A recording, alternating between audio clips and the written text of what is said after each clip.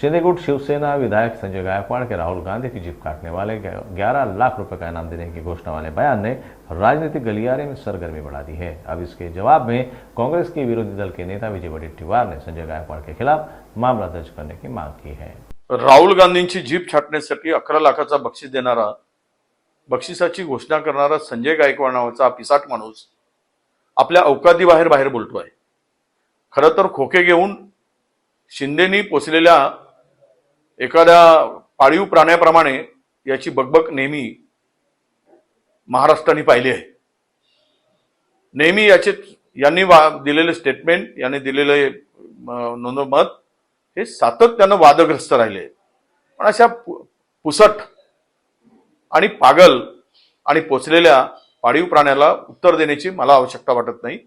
अरे तू राहुल गांधींची जीप छाटायची काय गोष्ट करतोस? तुझ्या पक्षाची अवस्था, तू कुठे आहेस हे तू ओळखलं पाहिजेस। आणि राहुल गांधींच्या नाव घेण्याची तुझी अवकात नसताना तू जे स्टेटमेंट करतोस हे सूर्याकडे पाहून थुंकण्याचा प्रकार आहे। ती थुंकी तुझ्या तोंडावर पडेल आणि तुझं तोंड काळवटलेला महाराष्ट्र पाहिल। येणाऱ्या विधानसभामध्ये तुमची जी काही मस्ती आहे सत्तेची आणि जी भाषा आहे, जी पैशातून भ्रष्टाचार करून प्रचंड महाराष्ट्राला विकून या शिंदे सेनेने जो पैसा गोळा केलेला आहे आणि त्यातून असे बेताल वक्तव्य जे करतायत, महाराष्ट्रामध्ये महाराष्ट्रातील जनता तुम्हाला गाडल्याशिवाय राहणार नाही। तो दिवस फार काही दूर नाही, हे तुम्ही लक्षात घेतलं पाहिजे। आणि असे बकबक करणं, बेताल वक्तव्य करणं बंद केलं पाहिजे। तुम्ही तुमच्या अवकातीत बोललं पाहिजे।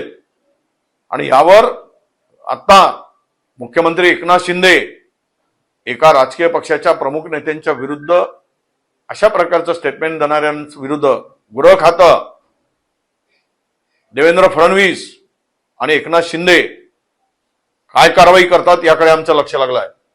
यावर त्वरित यांच्यावर गुन्हे नोंदवा आणि यांना अटक करा आणि कारवाई करा।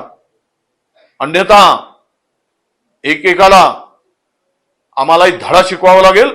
तो धडा शिकवण्यासाठी दिवस दूर नाही, हेही तुम्ही लक्षात ठेवा।